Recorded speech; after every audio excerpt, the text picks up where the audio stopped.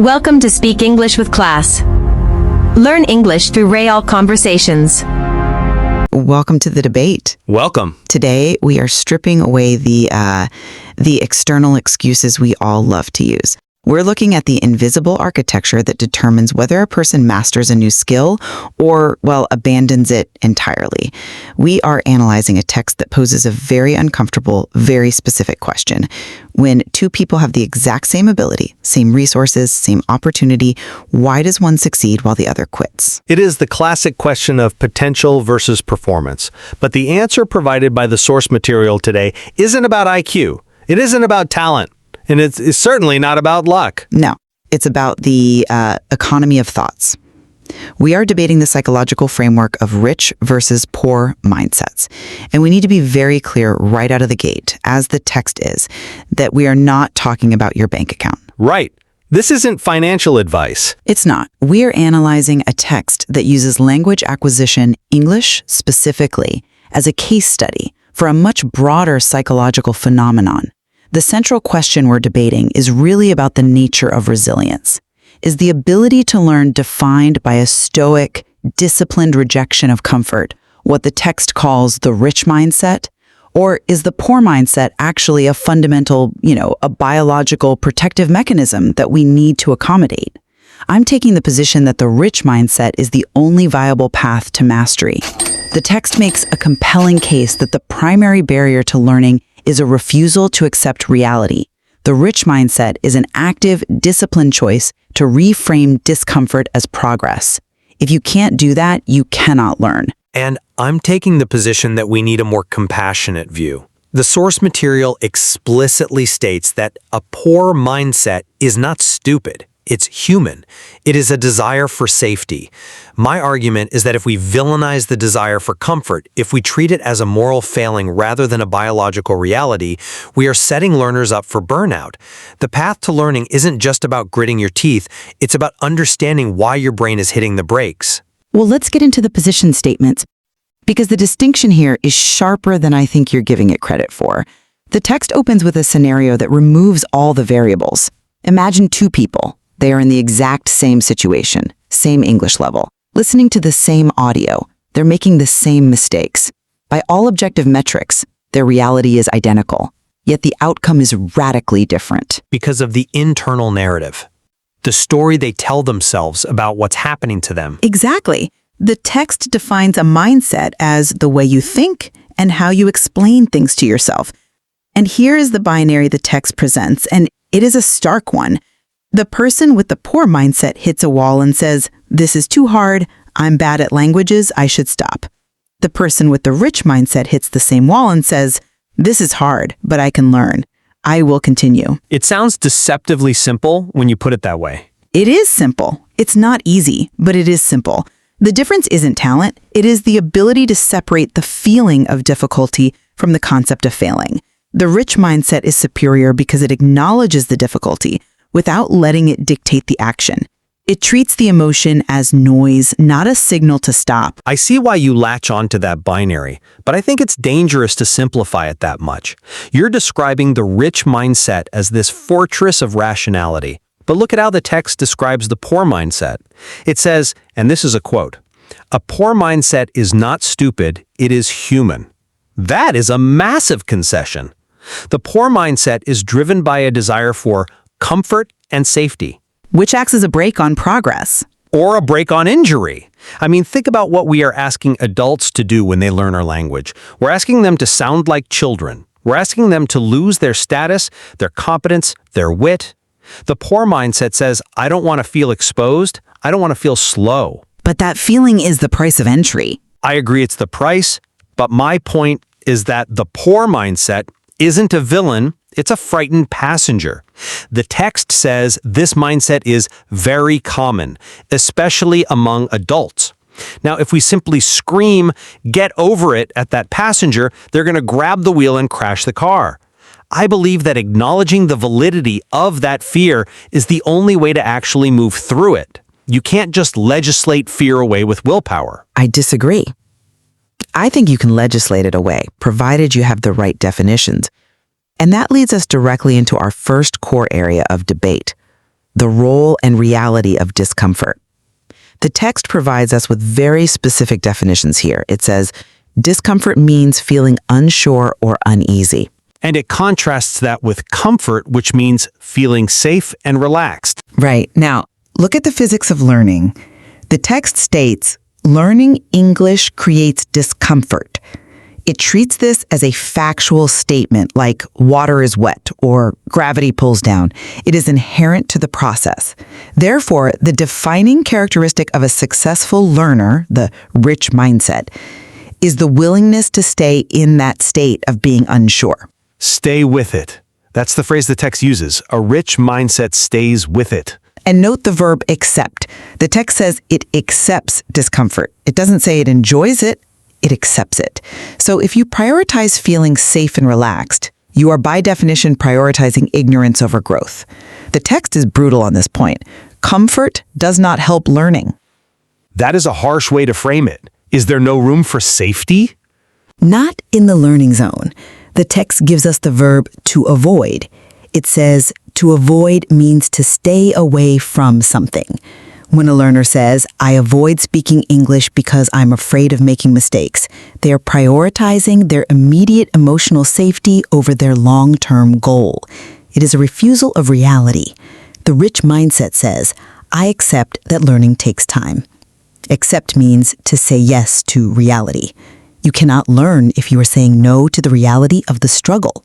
I'm not convinced by that line of reasoning because it ignores the cost of that discomfort.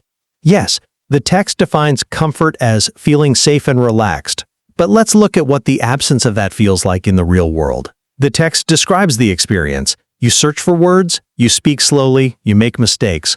For an adult, this is not just discomfort in the abstract. It's a loss of identity. It's humiliation. It's the ego dying, and that's a good thing. Is it, or is it a trauma response?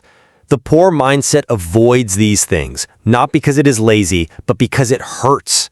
The text says the poor mindset wants to feel safe all the time. Is it realistic to ask a learner to never seek safety?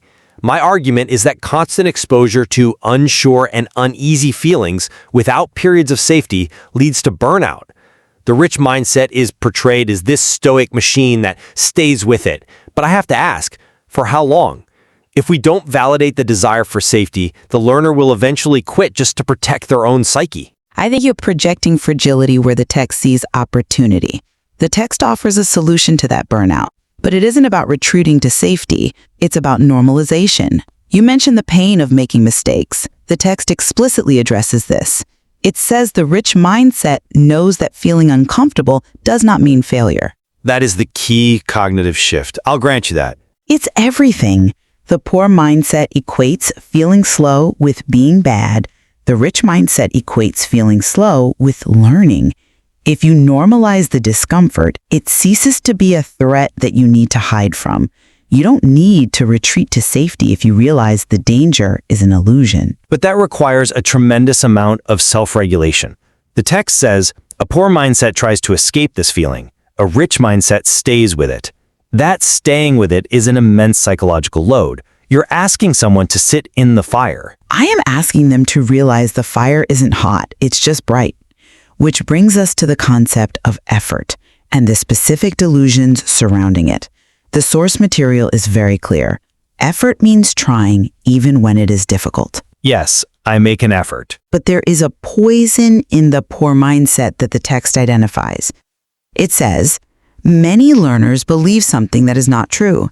They believe that if English were easy, they would be good at it. This is the false belief. I argue that the poor mindset is rooted in a delusion of ease. They think that because it's hard, something is wrong with them. Why is this so hard? I must be stupid. I think you're misinterpreting the source of the frustration there. It's not just that they want it to be easy, it's that they don't know how to measure progress when it's hard. I want to reframe this idea of the rich mindset completely. You talk about it as this high-effort, high-discipline state, but look at the language the text actually uses for the rich mindset. It implies a lowering of standards, not a raising of them. How do you mean? Listen to the internal monologue of the rich mindset provided in the text. I don't understand everything. That's okay. I am learning something new. Does that sound like a drill sergeant to you? It sounds like persistence. It sounds like forgiveness. It sounds like letting go of perfection. I understand a little more than before. That isn't a mindset of massive, crushing effort. It's a mindset of lowered expectations. The rich mindset succeeds not because it forces its way through a wall, but because it stops trying to be perfect. The text says the rich mindset focuses on progress, not perfection. Go on. I would argue that the poor mindset fails because it is perfectionist. It expects immediate fluency. It asks, why aren't I good at this yet? The rich mindset is patient. It is realistic. It admits I don't understand everything. That is actually a very gentle, compassionate way to treat oneself. It's not about grinding. It's about relaxing into the unknown. That is a compelling nuance. I will concede that the rich mindset is gentle in its expectations, but I would insist it is ruthlessly honest in its execution. The poor mindset lies.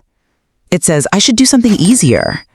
It pretends that there is a path where you don't have to struggle. The rich mindset is realistic about the long journey. It admits, as the text says, learning is not always pleasant. Not always pleasant. That is the understatement of the year for anyone learning a second language. But acknowledging it depowers it. The text says people with a rich mindset do not think they are special. They think they are patient. This destroys the excuse of talent. The poor mindset loves the idea of talent because it excuses quitting. Oh, I'm just bad at languages. The rich mindset removes that exit door. It says, no, you aren't bad. You are just impatient. I accept that talent is often used as a shield, but let's talk about what happens when that patience wears thin. The text brings up a crucial concept regarding how we view ourselves: confidence. This is where I think the poor mindset gets trapped in a loop. This is perhaps the most important technical insight in the material. Confidence comes after learning, not before. Confidence grows when you stay. Correct. The poor mindset has the order of operations backward. It waits to feel confident before it speaks. It waits to feel ready before it listens to the difficult audio. But the text is emphatic. Every confident speaker once felt lost. You have to act without confidence to generate confidence. The rich mindset acts in the vacuum. That is true, but I want to look at the internal dialogue that prevents that action. The text contrasts the two questions these mindsets ask. The poor mindset asks, why is this so hard? The rich mindset asks, what can I learn from this? One is a complaint, the other is a strategy. I'm sorry, but I just don't buy that it's merely a complaint. Why is this so hard is a valid human question. It is a cry of frustration. When you're listening to a stream of foreign sounds and you catch maybe one word in 10, why is this so hard is a natural response to cognitive overload. It's your brain saying, I am overwhelmed. But where does that question lead? That is my point. We are debating outcomes, not feelings. The text shows us that the question, why is this so hard, leads to stopping. It leads to, I should stop. The question, what can I learn from this, leads to, I understand a little more than before. So you're saying the feeling is irrelevant, only the vector matters. I am saying you cannot let the frustration frame the question. The rich mindset reframes the heavy days. The text says, some days feel heavy. On difficult days, mindset matters even more. Exactly. On the heavy days, the poor mindset is screaming for comfort. The rich mindset acknowledges the heaviness, but changes the narrative. It says, this is hard, but it is normal. That normalization is the antidote to the panic. I agree that normalization is powerful, but I think the rich response works because it is compassionate, not just logical. You mentioned the phrase, this is hard, but it is normal. The text also suggests repeating, I am allowed to learn slowly. I am allowed to make mistakes. This is permission. Permission? Yes. The poor mindset feels guilty for being slow. It feels guilty for not understanding. It feels shame. The rich mindset grants permission to be imperfect. That is why I say we must understand the poor mindset. It is a mindset of shame. The rich mindset is a mindset of acceptance. It's not just about grinding through the pain. It's about forgiving yourself for the pain. I can accept that interpretation. The text does say the rich mindset is not aggressive, it is calm. It isn't beating itself up to get better, Right. It is calm. It is realistic. but it is a calm persistence. It's the small choice the text refers to, and this is where the rubber meets the road. Do you stay a little longer? Do you listen again? It's not a grand, heroic gesture. It's the decision to not turn off the audio player for 5 more seconds. And that is where the battle is won, not in the grand declaration of I will be fluent, but in the micro moment of I will listen one more time. Let's summarize then where this leaves the learner, the person listening to this who might be stuck in that poor mindset right now. Okay. I believe the text leaves us with a mandate for responsibility. The difference between success and failure is not external. It is the internal narrative. This is hard, but it is normal. The rich mindset is simply the normalization of struggle. If you can convince yourself that feeling unsure and uneasy is the correct feeling to have, you become unstoppable. You stop waiting for confidence and start building it through action. And I believe the text leaves us with a call for self-compassion. The goal is the rich mindset. Yes, we want to be calm, realistic, and patient. But we start with a human brain that craves safety. We must understand that the poor mindset is just a frightened part of ourselves asking, why is this so hard? We shouldn't crush that voice. We should answer it gently, as the text suggests. I don't understand yet. I am learning something new. I can improve with time. We can agree on the final sentiment of the source material. It is a beautiful summary of the entire philosophy. Today is not perfect, but I am still learning. That is enough. It removes the pressure of the deadline. It removes the pressure of perfection. It centers everything on the process.